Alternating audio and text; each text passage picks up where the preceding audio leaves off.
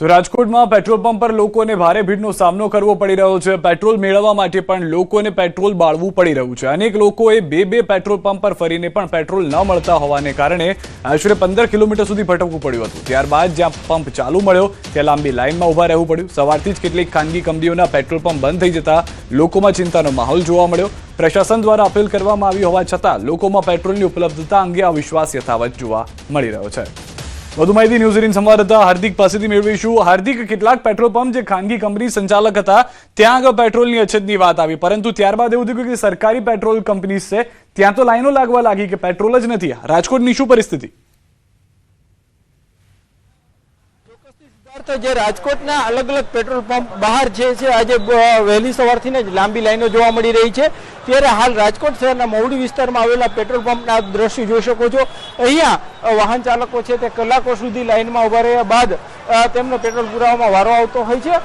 ખાસ કરીને કેટલાક ખાનગી પંપો છે આજે વહેલી સવારમાં બંધ થઈ જતા લોકોમાં પણ ક્યાંક અવિશ્વાસ જોવા મળ્યો હતો અને ક્યાંક લોકોને પણ આશંકા જાગી હતી કે ક્યાંક પેટ્રોલ પૂરું થઈ જશે અને તેમનો વારો નહીં આવે। જો કે જિલ્લા કલેક્ટર દ્વારા પણ જે નિવેદન જાહેર કરવામાં આવ્યું હતું તેમણે સ્પષ્ટ કહ્યું હતું કે પેટ્રોલનો જથ્થો પૂરતો છે, લોકોએ કોઈ ચિંતા કરવાની જરૂર નથી। આમ છતાં લોકો છે તે અત્યારે ભારે ભીડ જોવા મળી રહી છે। હાલ આપણી સાથે અહીંયા કેટલાક લોકો છે, આપણે એમની સાથે પણ વાત કરવાનો પ્રયાસ કરીશું। શું કહેશો, આજે તમે કેટલા પંપ ફર્યા અને શું કર્યું? હું સાહેબ 2 વાગ્યાનો પેટ્રોલ પંપેથી ફરતો અત્યારે 5:30 વાગ્યા ત્યાં લગીને પંપની અંદર જ્યારે જાઉં છું ત્યાં પેટ્રોલ ખાલી જે એવી રીતના અમને જવાબ આપ્યો છે। હેરાન કરતી નહીં ભાઈ, વાત પૂછોમાં। અત્યારે 2 વાગ્યાનો એમને તડકાનો ફરું છું। આ લોકોએ વેપારીઓએ શું કર્યું હોય, સંગ્રહખોરી કરી હોય તો હવે અમને આ સમાચાર મળ્યા કે ભાઈ આવી રીતના કે પેટ્રોલ પંપ બંધ થઈ ગયા છે। તો અમને એમ થયું કે કાલ સવારે નોકરીએ જતા હશે, બરાબર છે, તો શું